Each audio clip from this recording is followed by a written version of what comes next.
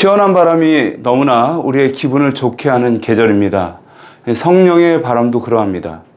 답답하고 지친 마음을 위로해 주시는 성령의 바람이 오늘 교과를 함께하는 모든 재림 성도 여러분과 함께 하시기를 간절히 바랍니다. 가을은 독서의 계절이지만 그리스도인의 최고의 양식은 말씀입니다. 교과 말씀을 통해 생명의 양식을 풍성히 얻으시길 바랍니다. 이번 주는 제2과입니다. 놀라운 은혜. 기억절 말씀은 믿음으로 기생 라합은 정탐꾼을 평안히 영접하였으므로 순종하지 아니한 자와 함께 멸망하지 아니하였도다. 히브리서 11장 31절. 자라보고 놀란 가슴, 소뚜껑 보고 놀란다라는 속담이 있습니다. 심리학적으로는 트라우마를 잘 표현한 속담입니다. 이 트라우마란 감당하기 어려운 충격적 사건이나 그 경험 때문에 마음과 정신에 남은 깊은 상처를 말합니다. 그래서 같은 사건을 만나면 두려움과 불안이 다시 재현되기도 합니다. 이스라엘 백성도 마찬가지였습니다. 그들은 하나님께서 약속하신 가나안 땅에 들어갈 두 번째 기회를 얻게 되었습니다. 그러나 알고 계시듯이 지난번에는 그들의 불신앙으로 인해 실패했습니다.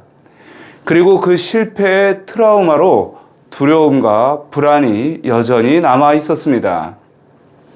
그래서 여호수아는 하나님께서 은혜로 얻게 하신 이 두 번째 기회 앞에 더욱 신중히 그 사명을 감당하고자 했습니다. 여호수아가 가장 먼저 한 일은 현실을 정확히 파악하는 것이었습니다. 그는 2명의 정탐꾼을 보내어 여리고성의 방어체계, 군사 준비 상태, 물 공급, 그리고 백성들의 태도까지 조사하게 했습니다. 혹시 누군가는 이렇게 말할지 모릅니다. 하나님이 이미 그 땅을 주신다고 약속을 하셨는데 굳이 이런 노력이 필요할까? 그러나 재림 성도 여러분, 하나님의 약속은 결코 인간의 책임을 면제하지는 않습니다. 하나님은 반드시 도우시지만 우리의 준비와 순종 속에서 그 약속을 성취시키시는 것입니다. 여호수아서에는 이 과정 속에서 일어난 두 가지 중요한 사건이 기록되어 있습니다. 바로 여리고성에서 라합이 보여준 믿음의 사건, 그리고 기적처럼 무너진 여리고성의 이야기입니다. 이 두 이야기는 우리에게 믿음이 무엇인지를 가르쳐 줍니다.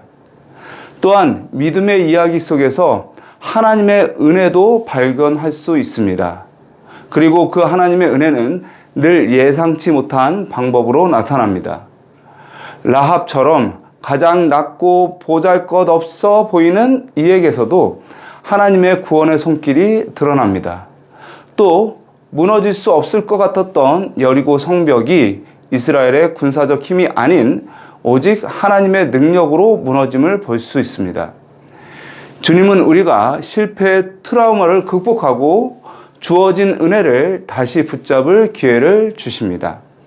하나님은 우리의 연약함을 아시기에 우리가 다시 일어설 수 있도록 새로운 길로 부르십니다.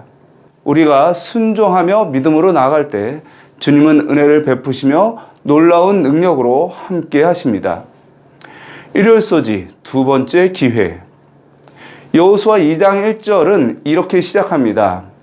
눈의 아들 여호수아가 시딤에서 두 사람을 정탐으로 가만히 보내며 그들에게 이르되 가서 그 땅과 여리고를 엿보라 하매 그들이 가서 라합이라 하는 기생의 집에 들어가 거기서 유숙하더니.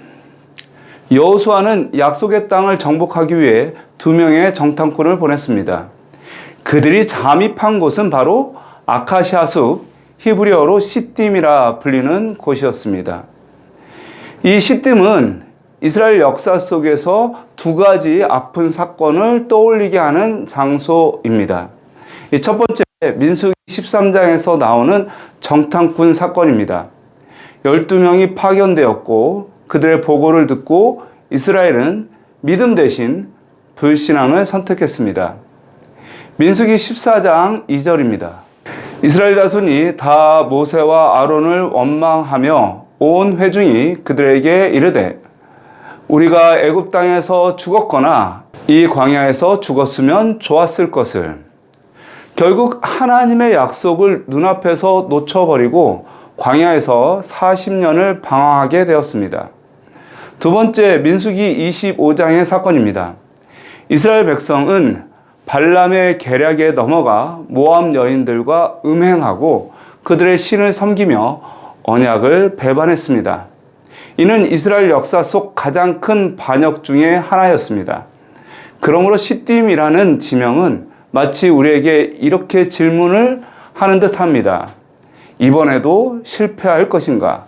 아니면 드디어 약속의 성취로 나아갈 것인가?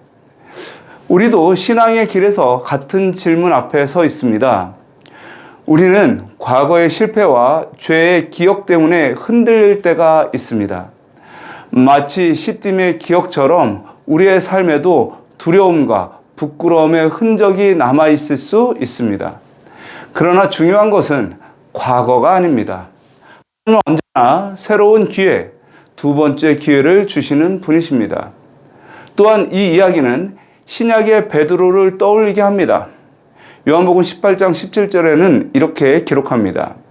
문 지키는 여종이 베드로에게 말하되 너도 이 사람의 제자 중 하나가 아니냐 하니 그가 말하되 나는 아니라 하고, 또 25절 27절에서 베드로는 3번이나 주님을 부인합니다. 그 순간 닭이 울었고 베드로는 통곡했습니다. 그러나 주님은 베드로를 버리지 않으셨습니다. 요한복음 21장 17절에서 예수님은 베드로에게 3번 물으십니다. 세 번째 가라사대 요한의 아들 시몬아 내가 나를 사랑하느냐 하시니 주여 모든 것을 아시오매 내가 주를 사랑하는 줄을 주께서 아시나이다. 예수께서 가라사대 내 양을 먹이라. 예수님을 부인했던 베드로는 이제 양을 맡은 목자가 됩니다. 이것이 두 번째 기회, 곧 은혜입니다. 성경은 은혜를 이렇게 정의합니다. 로마서 11장 6절입니다. 만일 은혜로 된 것이면 행위로 말미암지 않음이니 그렇지 않으면 은혜가 은혜되지 못하느니라. 또한 에베소서 2장 8절은 이렇게 선포합니다. 너희가 그 은혜를 인하여 믿음으로 말미암아 구원을 얻었나니 이것이 너희에게서 난 것이 아니요 하나님의 선물이라. 은혜란 받을 자격이 없는 자가 다시 시작할 기회를 받는 것입니다. 이스라엘은 가나안에 들어갈 두 번째 기회를 얻었고 베드로는 죄자로 회복되는 두 번째 기회를 얻었습니다. 더 놀라운 사실은 하나님은 단지 두 번만 기회를 주시는 것이 아니라 수없이 많은 기회를 우리에게 주신다고 하는 것입니다. 우리가 넘어지고 또 넘어져도 하나님은 다시 일어나라고 손을 내미십니다. 만약 하나님의 은혜가 아니었다면 끊임없이 넘어지는 우리는 다시 일어설 수 없을 것입니다. 우리는 죄의 노예로 살면서 절망하며 오라 나는 공고한 사람이로다 라고 절규했을 것입니다. 그러나 은혜로 인해 우리는 매일 다시 하나님의 자녀로서 일어설 수 있습니다. 이 은혜를 잊지 않고 매일 주님께 감사하며 살았으면 좋겠습니다. 월요일 소지 뜻밖의 장소에서 발견한 보석. 월요일 소지에서는 기생 라합의 이야기를 다루고 있습니다. 그런데 이 라합의 이야기의 중심에는 한 가지 난제가 있습니다. 바로 정탐꾼을 보호하기 위해 그녀가 거짓말을 했다는 것입니다. 기억해야 할 사실은 성경은 라합의 거짓말을 정당화하지 않습니다. 무슨 말인가? 라합이 거짓말을 했기에 정탐꾼이 살았고 정탐꾼이 정탐을 잘해서 하나님의 구원의 역사가 이루어진 것은 아니라는 것입니다. 신명기 9장 5절은 이렇게 말합니다. 내가 가서 그 땅을 얻음은 너의 의로움을 인함도 아니오 내 마음이 정직함을 인함도 아니오 이 민족들의 악함을 인하여 내 하나님 여호와께서 그들을 내 앞에서 쫓아내심이라. 여호와께서 이같이 하심은 내 열조 아브라함과 이삭과 야곱에게 하신 맹세를 이루려 하심이니라. 말씀을 살펴보면 이스라엘이 가나안 땅을 차지하게 되는 것은 이스라엘 백성의 의로움 때문이 아니라는 것입니다. 즉 이스라엘의 어떤 선한 행위, 정직한 마음, 신실함 때문에 그 땅을 차지하게 되는 것이 아니라는 것이죠. 오직 가나안 땅의 심판은 오랜 죄악과 타락에 대한 하나님의 공의로운 심판이며 동시에 아브라함에게 약속하신 언약의 성취라는 것입니다. 그러므로 라합의 거짓말도 의로움이 될 수는 없는 것입니다. 창세기 15장 16절에서 내 자손은 4대 만에 이 땅으로 돌아오리니 이는 아모리 족속의 죄악이 아직 관영치 아니함이니라 하시더니, 가나안은 하나님께서 아브라함 때부터 오래 참으시고 기다렸던 민족이었습니다. 그러나 마침내 하나님께서 심판하시기로 작정하실 만큼 악하고 타락한 사회가 된 것이었습니다. 라합은 바로 그 죄악된 문화 속에 살던 여인이었습니다. 더구나 직업까지 기생이었으니 인간적으로는 하나님께 가까이 올 수 없는 처지였습니다. 그 안에서 살아온 라합은 본능적으로 거짓으로 위기를 피하려 했던 것이었죠. 그러므로 라합 역시 심판 아래 놓인 여리고성의 한 사람이었던 것입니다. 그녀 역시 심판받아 마땅한 사람이었습니다. 그러나 하나님은 죄악의 습관 속에 있던 라합의 마음 속에 믿음의 불꽃을 보셨습니다. 하나님은 그녀를 통해 거짓말 자체의 가치가 아닌 그 뒤에 담긴 믿음을 보신 것이었습니다. 라합은 정탐꾼들을 숨겨주며 이렇게 고백했습니다. 여호수아 2장 11절입니다. 우리가 듣자 곧 마음이 녹았고 너희의 연고로 사람이 정신을 잃었나니 너희 하나님 여호와는 상천하지의 하나님이시니라. 가나안 여인의 입에서, 그것도 이방 신들을 섬기던 여인의 가정에서 야훼만이 유일한 하나님이심을 인정하는 고백이 흘러나왔습니다. 이것은 단순한 두려움의 말이 아니었습니다. 그녀는 명확히 이스라엘의 하나님을 자신의 하나님으로 선택했던 믿음을 고백했습니다. 그래서 신약 성경은 라합을 이렇게 평가합니다. 히브리서 11장 31절입니다. 믿음으로 기생 라합은 정탐꾼을 평안히 영접하였으므로 순종치 아니한 자와 함께 멸망치 아니하였도다. 야고보서 2장 25절은 또 이렇게 기록합니다. 또 이와 같이 기생 라합이 사자를 대접하여 다른 길로 나아가게 할 때 행함으로 의롭다 하심을 받은 것이 아니냐. 이 성경은 라합의 거짓말을 정당하지 않습니다. 그러나 그녀의 믿음, 그녀의 용기, 그녀의 하나님께 속하기로 한 선택을 높이 평가합니다. 그녀는 멸망할 성의 운명을 거부하고 하나님의 백성과 운명을 함께하기로 한 여인이었습니다. 하나님은 라합의 모든 것을 칭찬하지 않으셨지만 그녀 안에 있는 믿음의 불꽃, 용기 있는 선택, 하나님을 향한 충성을 귀하게 여기셨습니다. 우리의 삶에도 라합과 같은 모순이 있을 수 있습니다. 완전하지 못한 행동, 실수와 허물, 때로는 믿음을 흔드는 거짓과 연약함이 있을 수 있습니다. 그러나 하나님은 우리의 연약함이 아니라 그 안에 담긴 작은 믿음을 보십니다. 우리의 결단을 보시고 하나님을 향한 그 방향을 귀히 여기십니다. 그러므로 우리는 그 하나님의 은혜를 언제나 깊이 생각하며 겸손히 감사를 드렸으면 좋겠습니다. 화요일소지, 새로운 충성. 화요일소지에서 우리는 여호수아 2장과 출애굽기 12장의 말씀을 함께 살펴보면서 믿음과 충성 그리고 구원의 표징에 대해 묵상하고자 합니다. 여호수아 2장에서 우리는 여리고성의 기생 라합이 정탐꾼들을 숨겨주는 장면을 읽게 됩니다. 라합은 정탐꾼들에게 이렇게 말합니다. 그러므로 청하노니 내가 너희를 선대하였은즉 너희도 내 아버지의 집을 선대하여 나의 부모와 남녀 형제와 무릇 그들에게 있는 모든 자를 살려주어 우리 생명을 죽는 데서 건져내기로 이제 여호와로 맹세하고 내게 진실한 표를 내라. 여호수아 2장 12절에서 13절. 라합이 사용한 이 선대라는 말은 헤세드라는 말인데 단순한 친절이 아니라 언약적 신실함과 자비, 은혜와 충성을 모두 포함한 아주 풍성한 의미를 지닌 단어입니다. 이 라합의 말은 신명기 7장 12절을 떠올리게 하는데요.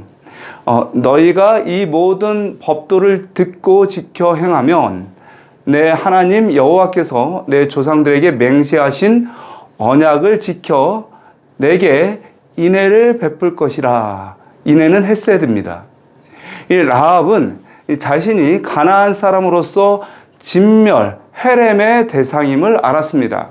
그러나 라합은 믿음으로 하나님께 속하기를 원했습니다. 라합은 이스라엘 백성이 믿는 하나님에 대한 자신의 믿음을 고백하며 하나님께서 언약 백성에게 베푸신 그 헤세드를 자신과 자기 가족에게도 적용해달라고 간청했던 것이었습니다. 그리고 라합의 믿음은 행동으로 나타났습니다. 그녀는 목숨을 걸고 정탐꾼들을 숨겨주었고 그들의 안전한 탈출을 도왔습니다. 이 정탐꾼들은 라합에게 붉은 줄로 이 집을 표시하라고 말하였습니다. 여호수아 2장 18절에 우리가 이 땅에 들어올 때 우리를 달아 내리운 창에 이 붉은 줄을 메고 내 부모와 형제와 내 아비의 가족을 다 내 집에 모으라. 이 라합은 헤세드를 기다리며 집에 붉은 줄을 메고 모든 가족을 모았습니다. 이런 라합의 이야기를 묵상할 때 가장 먼저 떠오르는 장면은 출애굽 당시 유월절 사건입니다.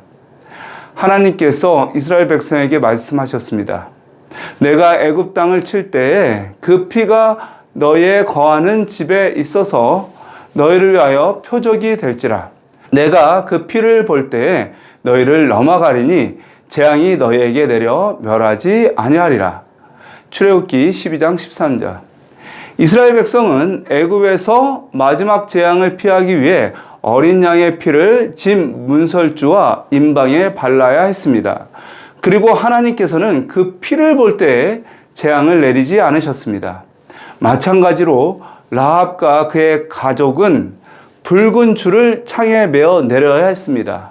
그리고 문설주의 피를 의지하듯이 라합은 붉은 줄을 달아 구원하신다는 하나님의 약속의 표징을 붙잡아야 했습니다.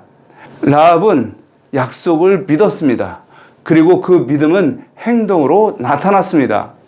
그녀는 가족의 구원을 위하여 정탐꾼과 약속을 맺고 붉은 줄을 창에 매는 순종으로 그 믿음을 증거했습니다. 믿음은 단순히 마음속의 동의가 아닙니다.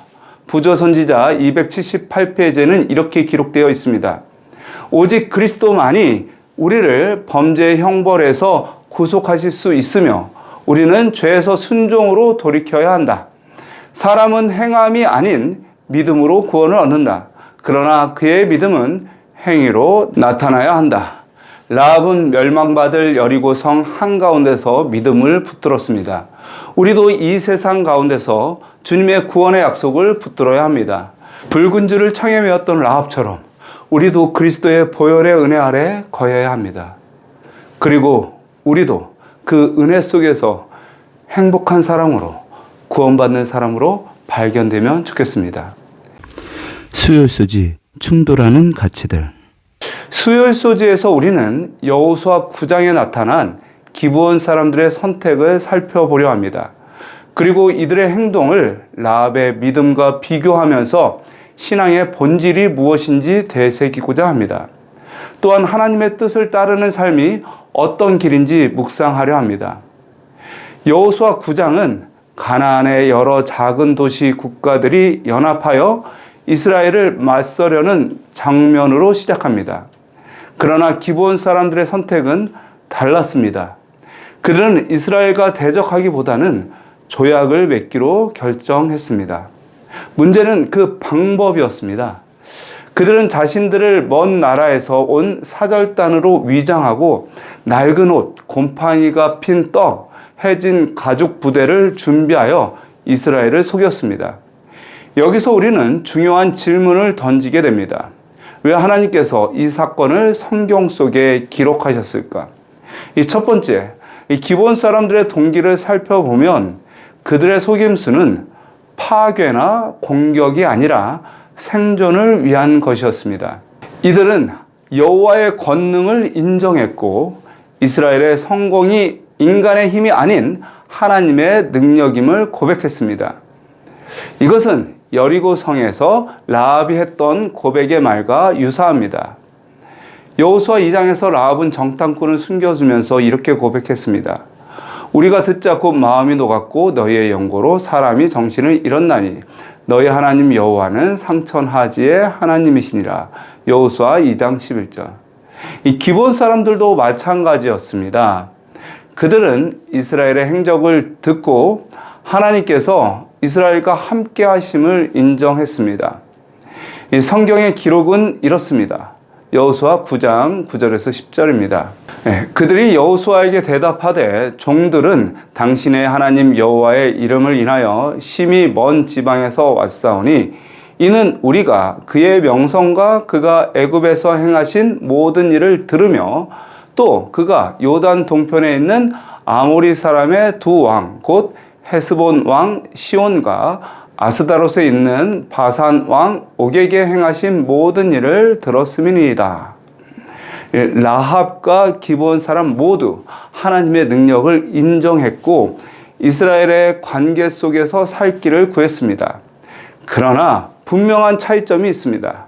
라합은 믿음을 고백하며 정직하게 하나님께 나아갔지만 기본 사람들은 자신들을 먼 나라 사람으로 위장하여 속임수로 조약을 맺었습니다.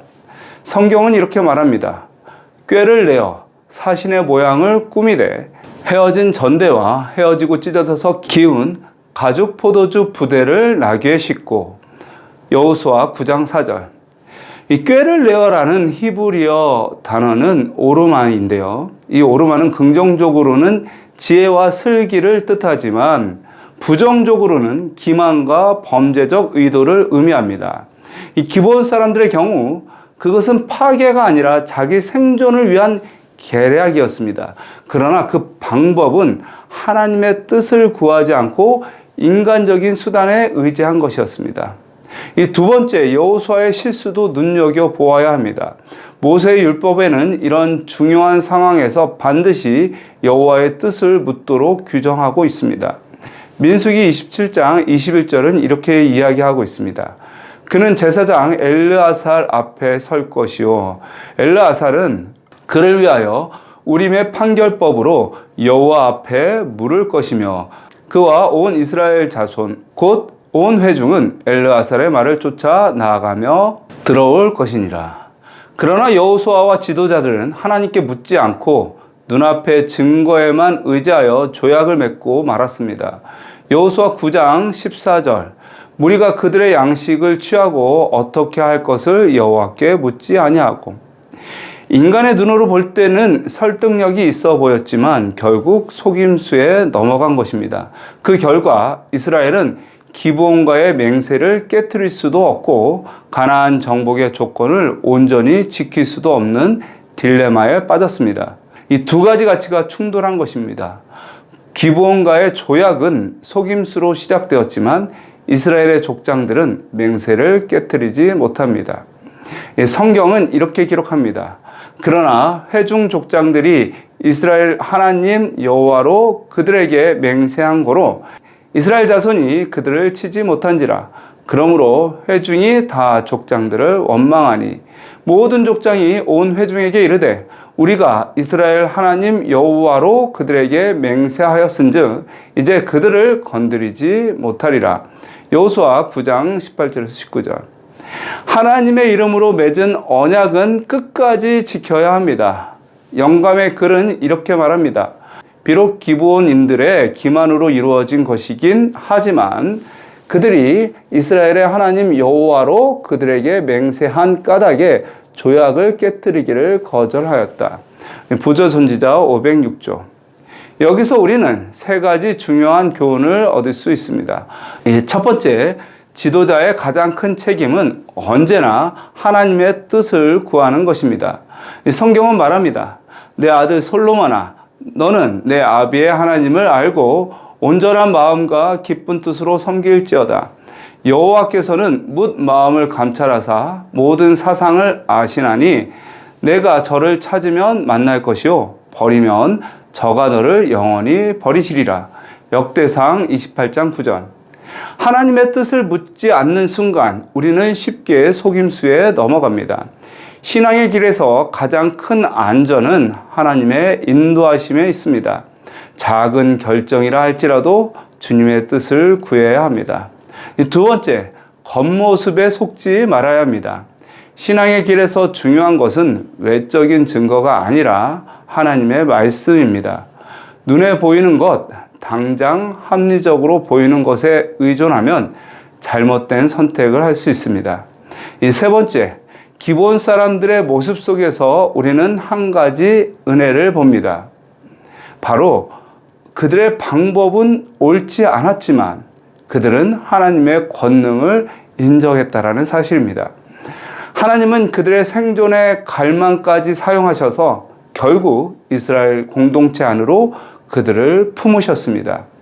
완전하지 못한 믿음조차 하나님은 구원의 도구로 삼으실 수 있는 분이십니다. 그러므로 우리는 어떤 상황에서도 먼저 주님의 뜻을 구하고 말씀에 비추어 결정을 내리며 하나님께 전적으로 의지해야 합니다. 그럴 때 우리의 삶은 흔들리지 않고 오히려 하나님의 은혜 안에서 더 단단히 세워질 것입니다. 오늘도 주님의 뜻을 구하는 믿음의 삶을 살아가는 여러분 되시길 간절히 바랍니다. 목요일 소지 놀라운 은혜. 수요일 소지에 이어서 목요일 소지에서는 기브온 사람들과 이스라엘 지도자들의 맹세를 통해 하나님의 뜻과 은혜를 묵상하고자 합니다. 이스라엘 백성이 기브온을 공격하려 했지만 회중의 지도자들이 이미 맹세했기 때문에 그렇게 할 수 없었습니다. 모든 족장이 온 회중에게 이르되 우리가 이스라엘 하나님 여호와로 그들에게 맹세하였은즉 이제 그들을 건드리지 못하리라. 여호수아 9장 19절. 이 맹세가 비록 기만에 의해 이루어진 것이었지만 그것은 여호와의 이름으로 맺어진 언약이었기 때문에 함부로 깨트릴 수 없었습니다. 오히려 개인적인 손실이 따른다 해도 반드시 지켜야 하는 구속력이 있는 원칙으로 여겨졌던 것입니다. 그러므로 맹세하기 전에 신중히 생각하고 한번 맹세하면 반드시 지켜야 하는 것으로 여겨야 합니다. 구약의 경건한 자들은 이런 사상을 갖고 있었습니다. 시편 15편 4절입니다. 그 눈은 망령된 자를 멸시하며 여호와를 두려워하는 자를 존대하며 그 마음에 서안한 대로 해로울지라도 변치 아니하며. 그래서 여호수아는 기브온 사람들에게 이렇게 말합니다. 그러므로 너희가 저주를 받나니 너희가 영영이 종이 되어 다 내 하나님의 집을 위하여 나무 패며 물 깃는 자가 되리라. 여호수아 9장 23절. 그들은 속임수의 대가로 자유를 잃었지만 동시에 죽음 대신 생명을 얻었습니다. 그러나 단순히 종으로 머무는 것은 아닙니다. 성경은 이렇게 기록합니다. 그날의 여호수아가 그들로 여호와의 택하신 곳에서 회중을 위하여 여호와의 단을 위하여 나무 패며 물 깃는 자를 삼았더니 오늘까지 이르리니. 여호수아 9장 27절. 그들의 저주는 오히려 축복의 기회로 바뀌었습니다.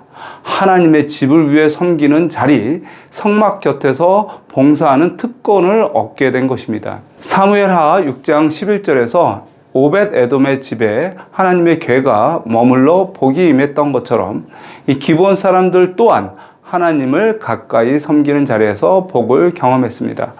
기브온 사람들은 속임수로 시작했지만 결국 하나님을 경배하는 공동체의 일부가 되었습니다. 훗날 이스라엘이 바벨론 포로에서 돌아왔을 때 느헤미야는 그들 중에 일부가 예루살렘 성을 재건하는 일에 동참했다고 기록합니다. 그들의 역사는 한 가지를 증언합니다. 인간의 잘못과 부족에도 불구하고 하나님의 은혜가 역사하신다는 것입니다. 에스겔서 33장 11절은 이렇게 말합니다. 주 하나님의 말씀에 나의 삶을 두고 맹세하노니 나는 악인의 죽는 것을 기뻐하지 아니하고 악인이 그 길에서 돌이켜 떠나서 사는 것을 기뻐하노라. 이스라엘 족속아 돌이키고 돌이키라. 너희 악한 길에서 떠나라. 어찌하여 죽고자 하느냐 하셨다 하라. 그리고 기브온 사람들의 모습은 우리의 연약함을 비춥니다. 우리는 종종 하나님의 뜻을 구하기보다는 자기의 꾀를 의지하다가 어려움을 만납니다. 그러나 하나님은 우리를 버리지 않으시고 회개하고 돌이킬 때에 은혜로 품어주십니다. 우리도 기브온 사람들처럼 고백해야 합니다. 보소서 이제 우리가 당신의 손에 있으니 당신의 의향이 좋고 옳은 대로 우리에게 행하소서 한지라. 여호수아 9장 25절. 오늘 말씀을 통해 우리가 기억해야 할 것은 무엇입니까? 하나님의 이름으로 한 약속은 반드시 지켜야 한다는 것. 인간의 잘못된 선택도 하나님의 은혜 안에서 구원의 기회로 바뀔 수 있다는 것. 또한 무엇보다 하나님은 심판하시는 것보다 회개하는 자에게 자비를 베푸시는 것을 더 기뻐하신다는 것입니다.